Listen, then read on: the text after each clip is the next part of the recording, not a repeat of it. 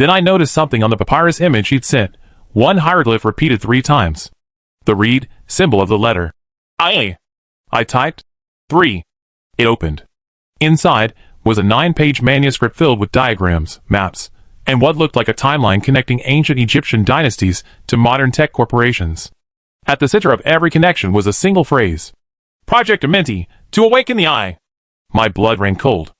Amenti, the Hall of the Dead, the realm where souls were judged by Osiris. But here it was tied to Silicon Valley, satellite imagery, and neural mapping. A secret project named after an underworld. Kareem and I drove through the Valley of the Kings under a sickle moon.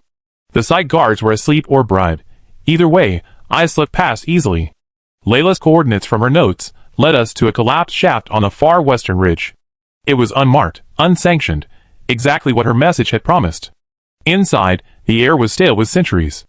My flashlight caught carvings that were wrong, hieroglyphs mixed with modern characters, binary digits, alchemical circles, and even circuit patterns etched into sandstone. At the far wall stood a sarcophagus carved not with the likeness of a pharaoh, but with the symbol of the eye, stylized, digital-looking, as if designed by an engineer rather than a sculptor. Kareem whispered, "This isn't ancient." He was right. The surface was warm, faintly metallic. I brushed off dust to reveal a microchip-sized slot embedded in the lid.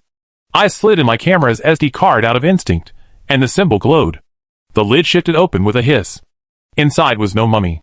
Only a stack of papyrus, and a sleek black tablet marked with the same falcon sigil I'd seen on that Geneva matchstick.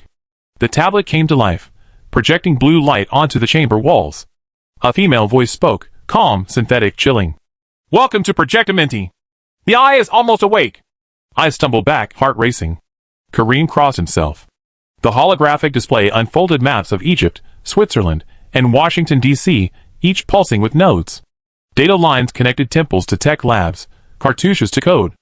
It was as if someone had digitized Egyptian mythology into a living network. At the center, a phrase appeared. Resurrection through pattern recognition. Then, the tablet powered off. The next day, I flew to Alexandria to find someone who could help me decode what I'd seen. The person Layla had called her. Archivist. I found him inside the Bibliotheca Alexandrina, buried beneath layers of digital archives. His name was Professor Idris Al-Khalil, a cryptohistorian, half scholar, half heretic. He didn't flinch when I mentioned Layla's name. "She died for the truth," he said softly, eyes glinting behind thin spectacles. Then I showed him the tablet. He scanned it and smiled bitterly. This is no ordinary device. It's built with quantum architecture. But the symbols? They're not random. They're from the Book of Thoth,